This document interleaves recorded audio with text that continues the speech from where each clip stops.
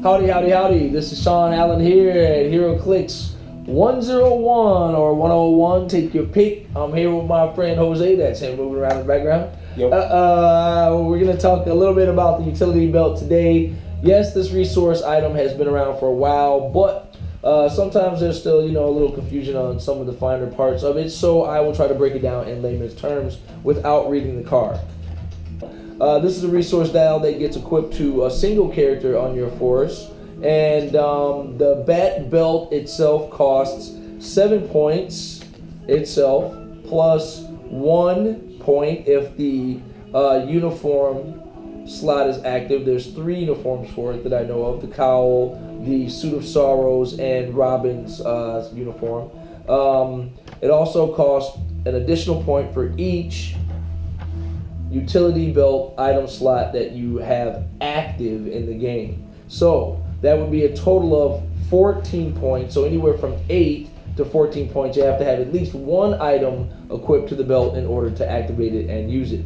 The belt starts on its first click, which will be right there. You'll see that there's a stat bonus right there, and that there's a number showing in that dial. What's cool about the bat belt is that, man, anybody wearing this thing basically is very powerful. They can do a lot of cool things. And what does that mean? Okay, so what does that mean? For each item on the bat belt, okay, so let's see. If there's 5 or more items attached, so that includes, look, just 4 of these little items plus the cowl active. Well, let's see, 3 of those little items plus the cowl. A character can use Indomitable. So if you have no Indomitable, no willpower, nothing, if you have just 3 items attached, 2 items and the cowl, 3 items, you have Indomitable, period. Okay? Not only that, if a character has 5 items or more, okay, attached to the belt, if they can see another character within 10 squares and they're within their line of fire, that opposing character, let's see, you can give them a free action, and that opposing character cannot use any team abilities. So, let's say you're Big Bad Galactus. Batman sees you from 10 squares away. Guess what? Bada bing, bada boom. You're powered cosmic nothing. Batman has somehow turned off your powered cosmic, which I gotta tell you, actually, that point irritates the hell out of a friend of mine. Like, he hates it. It cracks me up. But, so that's what a character with 5 utility belt items can do. If you're within 10 squares of the line of fire, they can turn off your team abilities. So, all right, let's talk a little bit about like some of the symbols. You probably won't be able to see them, but I'll try to show you what they mean. There's 3 symbols on this combat dial. There's the utility belt symbol, the parachute ability symbol, and then this little ×2 symbol right there. Basically, what that means is the following.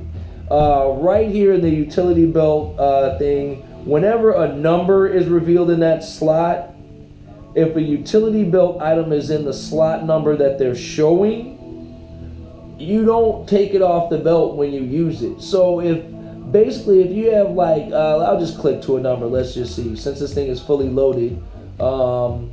If this thing is showing, right now it's showing 5. So in slot 5, Jose is equipped some bat cuffs to this. So if he gets to the point where his Batman is about to use the bat cuffs, I think it's like a power action or some such to use that. We'll just slide on over to the bat cuffs.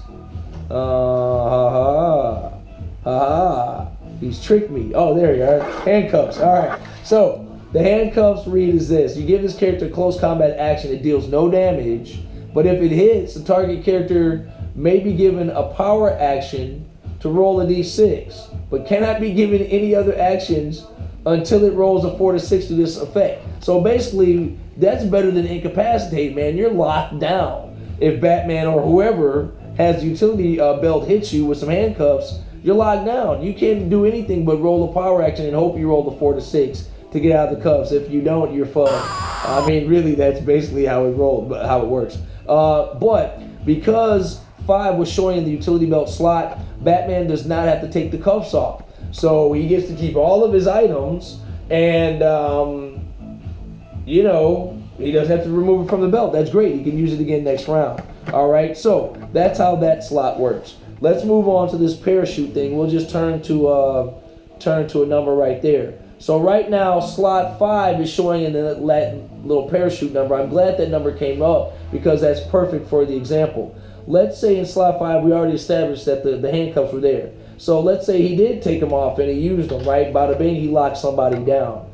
Okay, right, what this means, that little parachute on slot 5 means, since slot 5 is empty, at the beginning of his next turn, okay, at the very beginning of his turn, he can say, ooh, wow, that slot is empty, I can put something on that. It can be the same thing, or it can be a completely new item from outside the game. It doesn't matter. As long as slot 5 is active, he can put an item on slot 5. Doesn't matter what it is, bada bing, bada boom. At the beginning of his turn, if a number is showing in this little parachute thing, whatever number, whatever slot is inactive, he can put a new item on that slot. All right?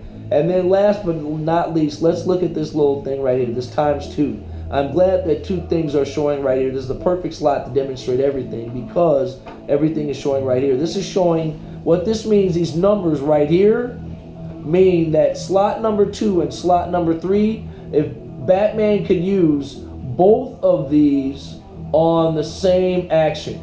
So that means on his turn, Batman or whoever is equipped with the item. Me personally, I love equipping it to characters who don't even know anything about Batman, like Master Kianchi. All of a sudden, Master Kianchi can use both the handcuffs and the grappling hook at the same time because these 2 numbers are showing in the dial. That means he can use both of those items at the same time. Yeah, they both come off, but that's 1 power action for 2 things, okay, if it's feasible to do both.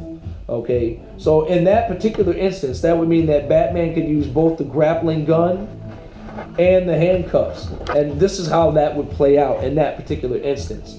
Okay, Master Kianchi would be given a move action. He would ignore hindering terrain. And he'd also have the carry ability, so he could carry his friend, the gender-confused wolf, up to elevated terrain.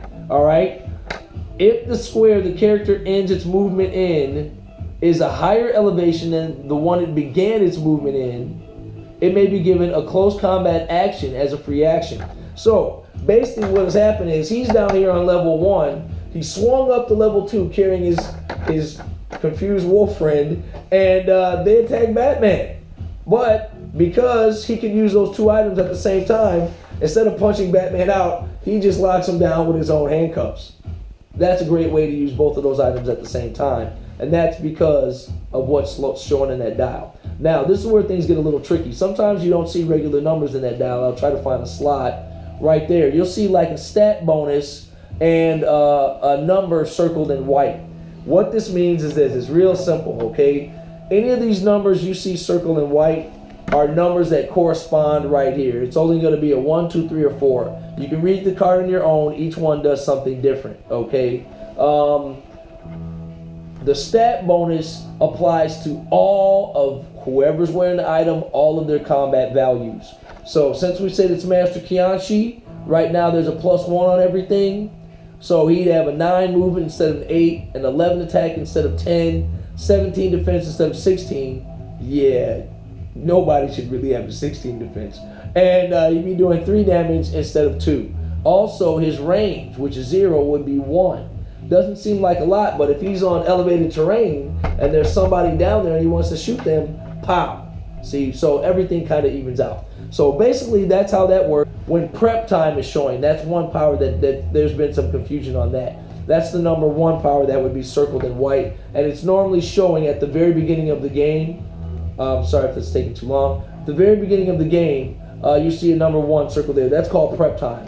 What one can do is give Batman a double power action. He can turn this dial to any slot he wants to, but they eroded it, meaning you can't turn it to any slot that has a power showing. It can't be a power with a number showing, or it can't be even something like that with outwit or range combat expert, nothing. So basically, really what Batman can do if he's wise is turn it to a slot that's nothing but numbers, something like this, okay?